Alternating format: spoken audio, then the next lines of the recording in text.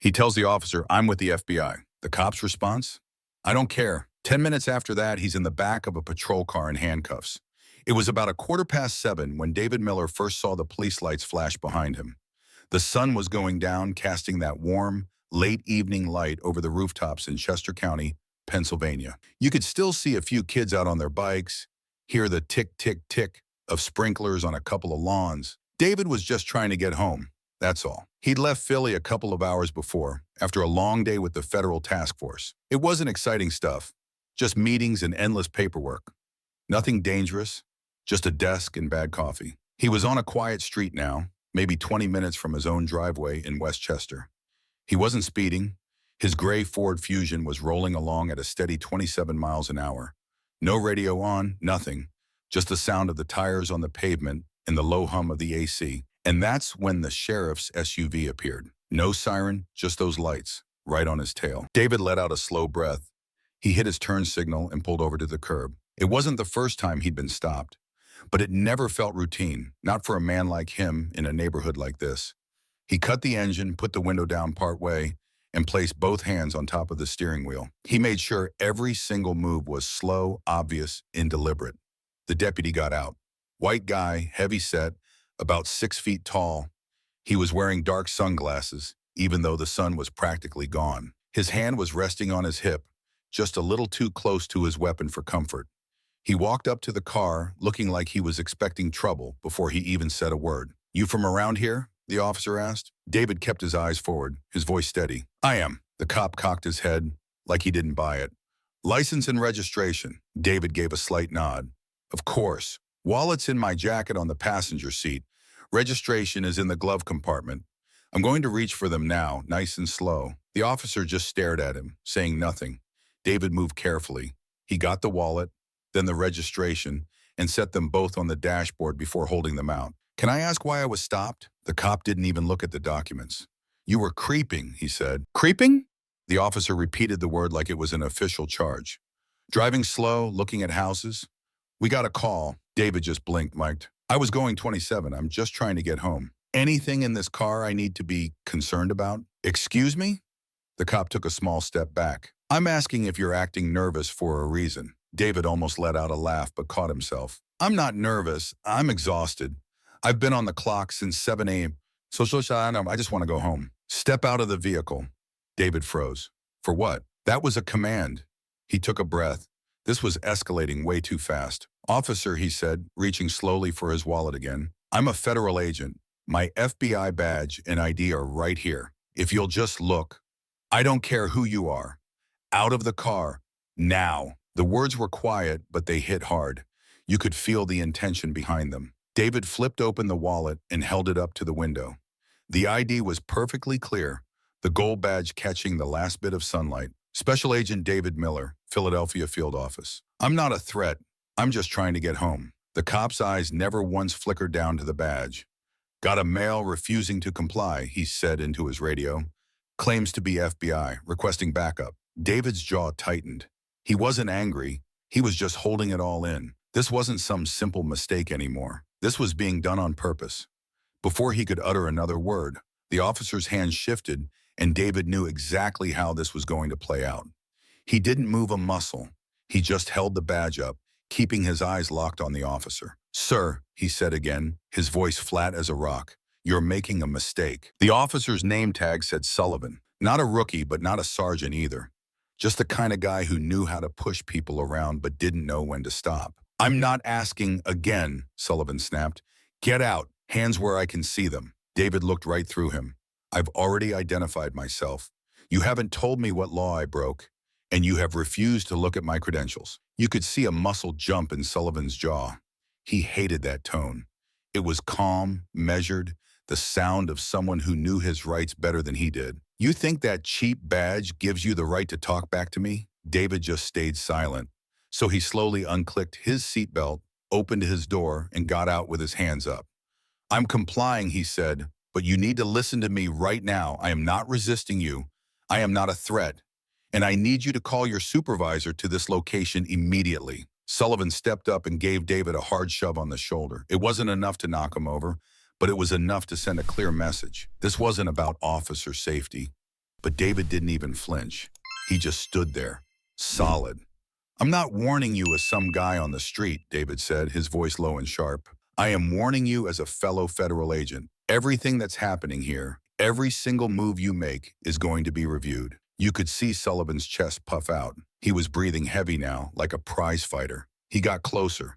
"Are you threatening me?" "No," David said. "That's not a threat, it's a fact." There was a moment of silence. Then Sullivan spun him around, yanking his arms behind his back. David let him do it, not because he couldn't fight back, but because not resisting was the strongest thing he could do in that moment. Sullivan fumbled with his cuffs and snapped one on David's wrist. And that's when he noticed the neighbors were coming out. A woman watering her flowers stopped, hose still in her hand. A guy walking his dog just stood on the sidewalk. And then the phones appeared. David saw a kid on a porch recording the whole thing. He made eye contact with the kid for just a second. Didn't say a word to him, just let the camera roll.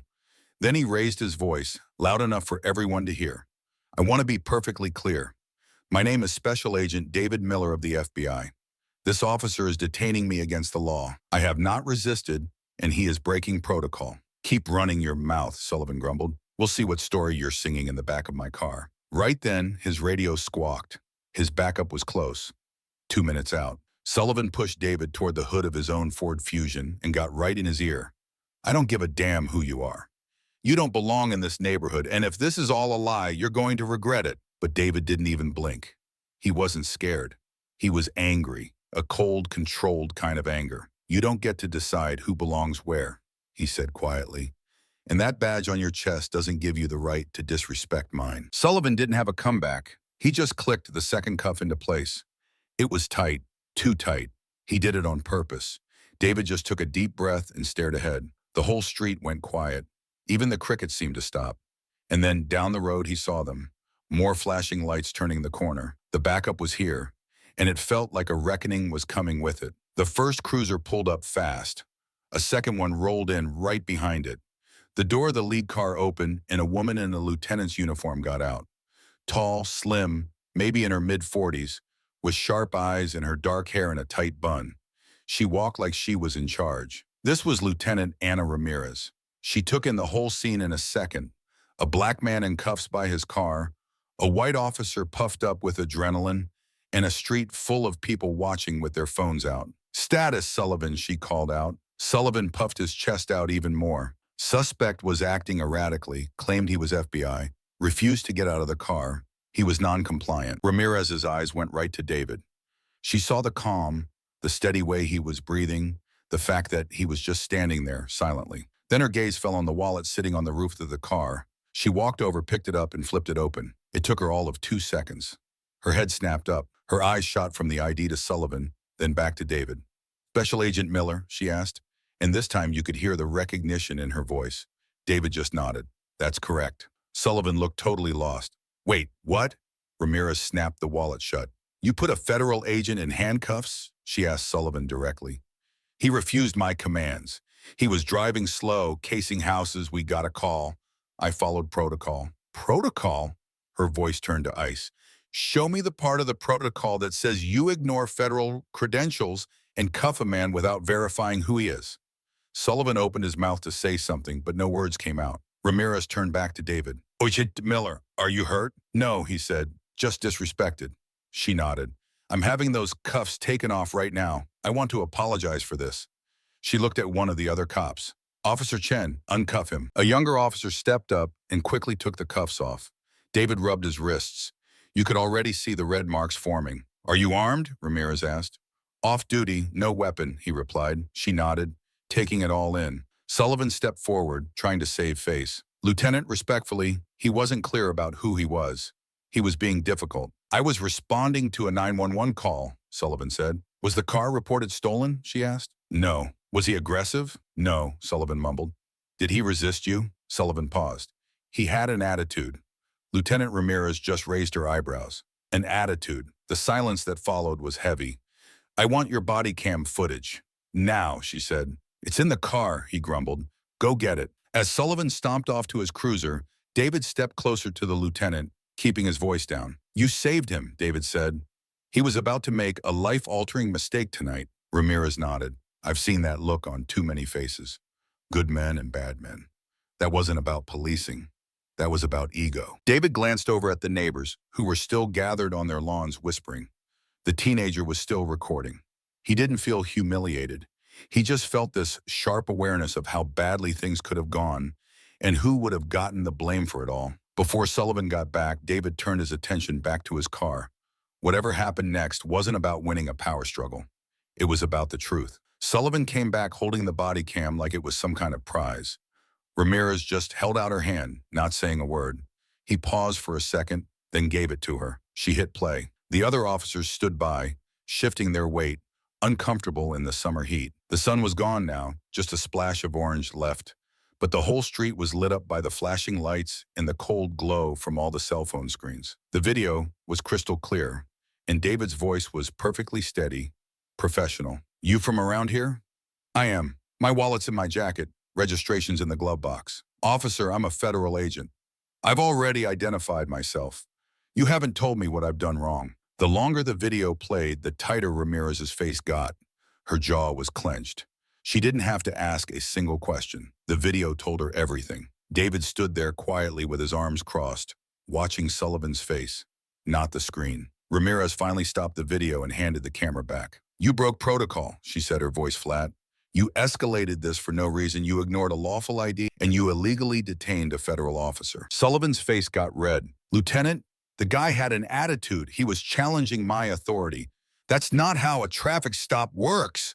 Ramirez's voice didn't get louder, just colder. "An attitude? Did it ever occur to you that his attitude came from being pulled over in his own neighborhood for driving under the speed limit?" Sullivan opened his mouth, but she cut him off with a single look. "Enough. I'm reporting this to Internal Affairs. And effective immediately, you are relieved of duty pending a full investigation." "You're serious? You think I'm going to let this slide?" she shot back. "There are a dozen phones pointed at you. I have a body cam that tells the exact same story." Sullivan was just stunned. He wasn't used to being held accountable, especially not this quickly and this publicly. Ramirez stepped right up to him. "You put handcuffs on a federal agent for doing nothing. You think your badge makes you untouchable? It doesn't. You don't get to make up the rules as you go." David looked down at his own wrist, which was still red. "I don't want an apology," he said. "I want accountability." Ramirez nodded. "You're about to get it." Just then, the kid from the porch walked a little closer. "You get all of that?" David asked him. The boy nodded. "Every second." "Good. Keep it safe." The kid swallowed. "Are you okay, sir?" David paused. He looked over at Sullivan, who was just frozen, trying to process how he lost control of everything in less than 20 minutes. He looked back at the boy. "I will be," he said. Sullivan looked down at his radio as if it could rescue him. It couldn't. "Chen," Ramirez called out. "Take Officer Sullivan into custody. Standard procedure, cuffs, Miranda rights, the whole thing." The air on the street suddenly felt thin. Even the birds went silent. Officer Chen hesitated. "You want me to? You heard me." Sullivan's face went white. "Wait, what? You're arresting me?" "You assaulted a federal agent and then lied about it," Ramirez stated. "That's not just breaking the rules, that's a felony." David didn't say a word. He didn't have to. As Sullivan was turned around and his hands were cuffed behind his back, David finally looked away. It wasn't because he felt bad for him. It was because he knew that real justice isn't about enjoying someone's downfall. It's about making sure they can't hurt anyone else. The crowd was silent, but you could feel the tension in the air. Sullivan said nothing as Chen put the cuffs on. The sound of the metal clicking shut seemed to echo down the entire street. There was no yelling, no resistance, just the blank shock on Sullivan's face. A man too stunned to fight what he never saw coming. Lieutenant Ramirez remained professional, her expression unreadable. "Put him in the back of your unit. I'll write up the charges," she ordered. Officer Chen nodded, still processing what he'd just been told to do. David stepped back toward his own car, rubbing his wrists. He leaned against the driver's door and looked across the street where people were still standing, watching. This wasn't just another traffic stop gone wrong anymore. This was being seen. Ramirez walked over to him. "Agent Miller, I apologize. There are no excuses. What happened here shouldn't have happened." David gave a tight nod. "I appreciate that, but let's not pretend this is a rare event." "It's not," Ramirez admitted without flinching. "But today, somebody else saw it. That matters." She paused. "Will you file an internal complaint or have the Bureau handle it directly?" "I'll go through Bureau channels," David said. But I want full access to all the footage. His, yours, all of it. You'll have it, she promised. It's already been secured and backed up. He nodded, then asked, mind if I see the clip one more time from your angle? She hesitated for only a second before activating her body cam. On the small screen between them, David watched himself behind the wheel. Calm, controlled, professional. He didn't focus on the words, but on the sounds, especially the sharp click, click of the handcuffs snapping shut. He closed his eyes for a moment, just breathing. Send that to me, please, he asked. Already did, Ramirez confirmed. Just then, a voice came from behind them. You were real composed, man. David turned to see the teenager, Jaden, still holding his phone.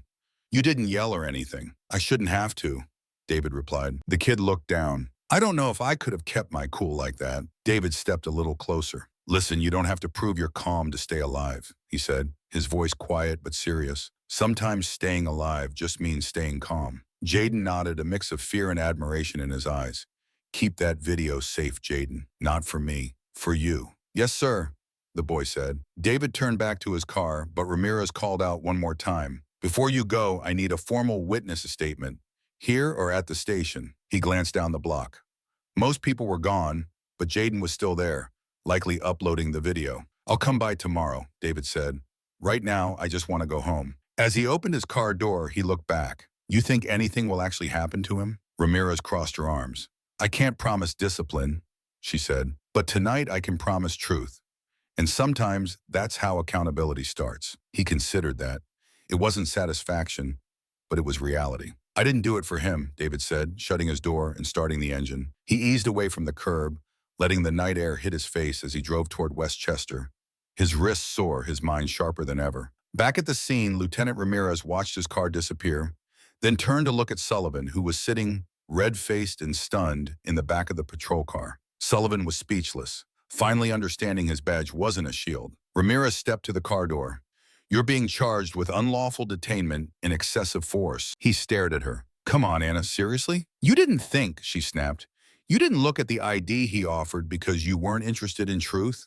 Only control. So I'm the bad guy now, he scoffed. No, she said. You're just the one who thought the rules didn't apply to you. She stepped back. Take him in. As the cruiser drove off, a few neighbors began a slow, hesitant applause. Not for the arrest, but for the accountability. Jaden walked up beside Ramirez, watching the car disappear. Think he'll lose his badge? She looked at the teen. Depends on who's watching. Jaden held up his phone.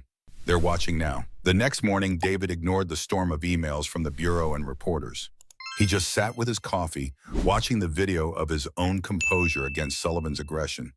In the exact moment, Ramirez simply stopped it all. He realized justice isn't always a loud courtroom battle. Sometimes it's just one person doing their job right. And if you think this could have been you, you're right. But what makes the difference is accountability, and that starts with the people who refuse to look away. True respect isn't about the badge, but how it's worn. Real power doesn't need to bully, it just needs to be right.